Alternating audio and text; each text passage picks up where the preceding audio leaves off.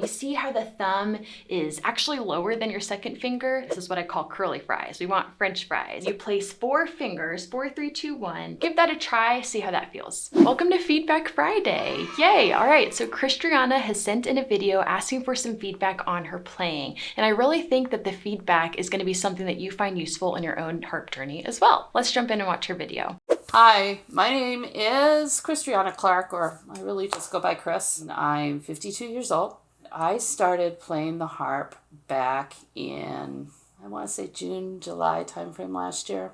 And how I started playing was I found a never before touched Rusbeck harp at a Goodwill for $100. Okay, just had to pause there. For those of you who might be outside the US, Goodwill is a secondhand shop, thrift store, and goodness, makes me want to like run down the road and see what I can find at my Goodwill. You just never know what's going to show up there. So cool. Really been enjoying playing this. I never played an instrument growing up. Wasn't able to. I had some hand-eye coordination problems, and I had remedial gym class instead of music class, to be honest with you. So I always wanted to. Yeah, and I think that's something that actually a lot of people in our community can relate to. And now that they're adults, they get to live out that dream. So really cool to hear. I did almost minor in vocal music in college. Chickened out when they said I needed to learn an instrument. But, I was like, no, that's a bridge too far for me. And I think it's really incredible that something that used to be really intimidating to you is now something that you're no longer letting hold you back. I mean, look how far you've come. It's really cool to see. So I'm hoping to maybe just play a little bit for you. Maybe you could tell me a little bit about what I'm doing, what I need to improve on. Don't have my music in front of me because I wanted you to be able to see my harp and my fingers. So I'm going to be doing this from memory. And sometimes my memory is not as good as it should be. So forgive me. I feel like sometimes my memory isn't as good as I wish it was either, so I can relate. Let's get started.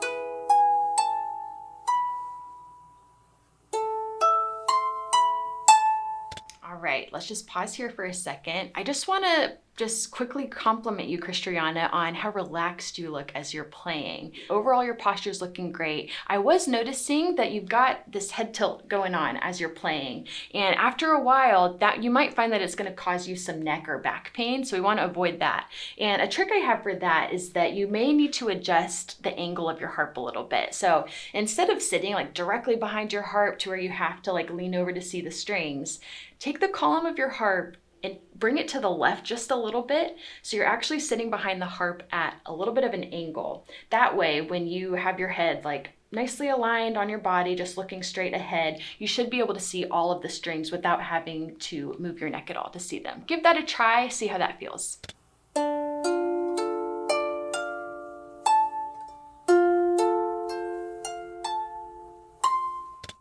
Yeah, and then I'm noticing that this seems like a really great piece for you to be working on. It's not so far beyond your level that your technique isn't able to keep up with it. Nice.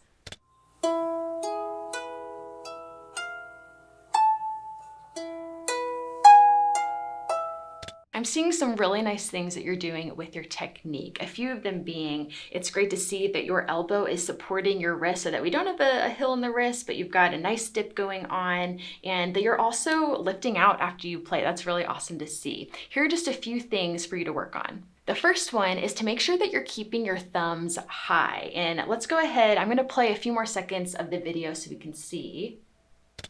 Okay, so right there in the right hand, you see how the thumb is actually lower than your second finger? We wanna make sure that we are keeping that thumb higher than our second finger, and that's gonna give it room to close after it plays. So keep that in mind as you're playing with both hands there.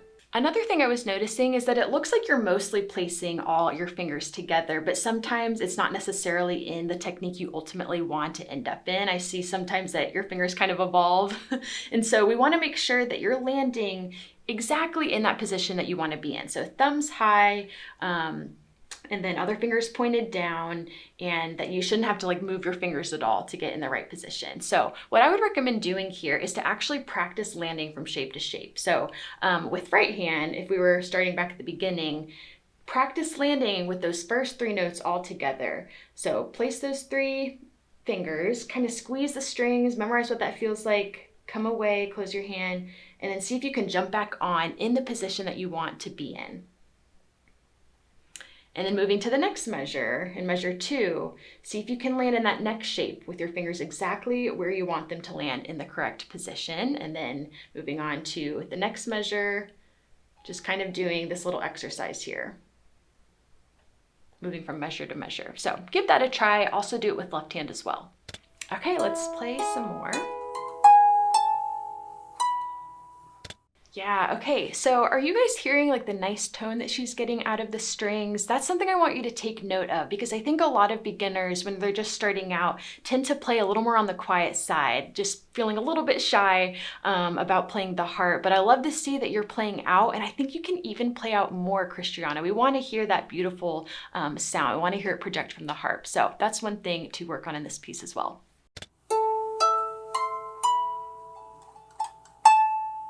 Then I also wanted to point out the importance of making sure you're closing each finger fully back into your palm. So for example, just looking at the first measure, we want to make sure that each finger goes back fully. We don't want them to close up here. This is what I call curly fries. We want French fries, right? So just make sure that each finger closes fully back into the palm. And I'll share this exercise with you that I really love.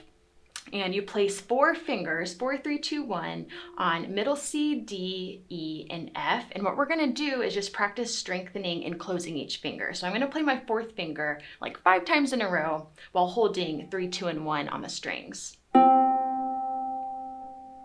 I'll just do it a few times here, but do that about 5 times, really slowly, just making sure that you're really pressing into the string and closing fully back into your palm. Then we go to 3rd finger, and you're gonna hold 4, 2, and 1 on the string now and just play 3rd finger. So just practice closing back. It's okay if it doesn't fully touch your palm here, but the goal is to just relax, and you just don't want it going way back here. Okay, and then repeat the same thing with 2nd finger. So same thing, do that about 5 times, and then with your thumb, making sure it closes fully over that knuckle. And you'll do that 5 times as well. And then you can do the same thing with left hand. That's gonna give you some really great practice strengthening your fingers. So for everyone, that is a really great exercise for finger strengthening. But if you'd like some personal feedback from me, similar to what I gave to Christiana today, click this link above and you can find out more about how to get a personal feedback video from me. I'll see you there.